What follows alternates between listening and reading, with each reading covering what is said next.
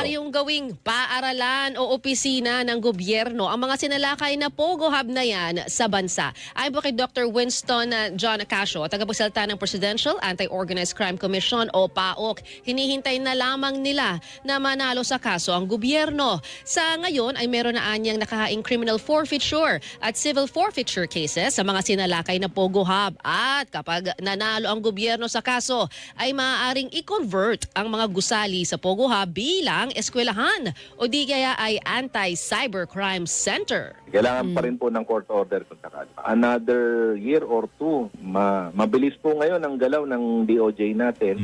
After that, pag nanalo po tayo at na-award na po sa government yan, pwede na pong i-convert yan sa mga pwede pong gawing eskwelahan, pwede pong gawing training center, pwedeng maging cybercrime, anti-cybercrime center po yan dahil mga matitibay po yung